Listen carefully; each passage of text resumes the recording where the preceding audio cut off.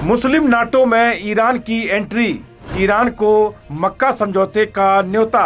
मुनीर के तेहरान दौरे से पहले अटकलें, ईरान आया तो क्या बदलेगा मिडिल ईस्ट। मिडिल ईस्ट में बढ़ते तनाव के बीच ईरान को लेकर बड़ी खबर है। ऐसा दावा किया जा रहा है कि अब ईरान भी मक्का समझौते में शामिल होने जा रहा है। रिपोर्ट के मुताबिक ईरानी संसद की न्यूज एजेंसी के प्रमुख मेहदी रहीमी ने दावा किया है कि ईरान को इस समझौते में शामिल होने का न्योता मिला है और तेहरान इस पर विचार कर रहा है। मक्का समझौता 7 अगस्त 2026 को सऊदी अरब, तुर्की और पाकिस्तान के बीच हुआ था। इसके तहत अगर किसी एक सदस्य देश पर हमला होता है तो उसे सभी सदस्य देशों पर हमला माना जाएगा। इसी वजह से कई जगह से इस्लामिक नाटो भी कहा जा रहा है। अगर ईरान इसमें शामिल होता है तो यह मिडिल ईस्ट की राजनीति में बड़ा बदलाव हो सकता है, क्योंकि ईरान और सऊदी अरब लंबे समय से क्षेत्रीय प्रतिद्वंदी रहे हैं। हालांकि अभी ईरान के शामिल होने की आधिकारिक पुष्टि नहीं हुई है। ईरान के विदेश मंत्रालय या सऊदी अरब, तुर्की और पाकिस्तान की सरकारों ने इसे न्योते की पुष्टि नहीं की है। इसी बीच पाकिस्तान के सेना प्रमुख आसिम मुनीर के तेहरान दौरे को भी इस पूरे घटनाक्रम से जोड़कर देखा जा रहा है। पाकिस्तान खुद को क्षेत्र में तनाव कम कराने वाले मध्यस्थ के तौर पर पेश कर रहा है।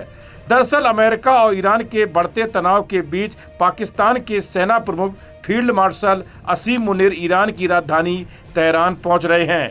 ईरान के विदेश मंत्रालय के प्रवक्ता इस्माइल बघेई ने इस दौरे की पुष्टि की है। पाकिस्तान पहले भी अमेरिका और ईरान के बीच तनाव कम करने और बातचीत कराने की कोशिश कर चुका है। ऐसे में जब दोनों देशों के बीच बातचीत बंद है और अमेरिका ने ईरान पर आर्थिक दबाव बढ़ाने की बात कही है, तब मुनीर का ईरान दौरा काफ़ी अहम माना जा रहा है। अब सवाल है कि क्या पाकिस्तान एक बार फिर अमेरिका और ईरान के बीच मध्यस्थता कराने की कोशिश करेगा या फिर दौरे के पीछे उसकी कोई दूसरी रणनीति है। असीम मुनीर का ईरान दौरा ऐसे समय हो रहा है जब 7 अगस्त 2026 को सऊदी अरब, तुर्की और पाकिस्तान ने मक्का संयुक्त रक्षा समझौते पर हस्ताक्षर किए हैं। इस समझौते के तहत अगर तीनों में से किसी एक देश पर हमला होता है तो उसे सभी सदस्य देशों पर हमला माना जा सकता है। इसी समझौते के बाद ईरान में कुछ लोगों को चिंता हुई कि क्या यह नया सुरक्षा गठजोड़ उसके खिलाफ इस्तेमाल हो सकता है। ऐसे में मुनीर के तेहरान दौरे का एक मकसद ईरान की इन चिंताओं को दूर करना भी माना जा रहा है। पाकिस्तान फिलहाल सऊदी अरब और तुर्की के साथ सुरक्षा संबंध मजबूत कर रहा है, लेकिन साथ ही ईरान के साथ भी बातचीत जारी रखना चाहता है। मुनीर की यात्रा के जरिए पाकिस्तान ये संदेश दे सकता है कि मक्का समझौता ईरान को घेरने या अलग थलग करने के लिए नहीं, बल्कि क्षेत्र में शांति, स्थिरता और सुरक्षा बढ़ाने के लिए है।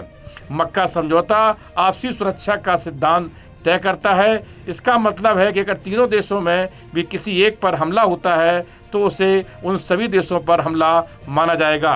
तुर्की के विदेश मंत्री हाकन फिदान ने इस व्यवस्था की तुलना नाटो संधि के आर्टिकल 5 से की। चूंकि इसमें सिर्फ मुस्लिम देशों को शामिल करने का पैटर्न दिख रहा है, कई एक्सपर्ट इसे मुस्लिम नाटो नाम दे रहे हैं। तुर्की ने इस बात पर जोर दिया कि यह समझौता ईरान या किसी खास देश के खिलाफ नहीं है। इस वीडियो में इतना ही। आप देखते रहिए GUP उत्तराखंड।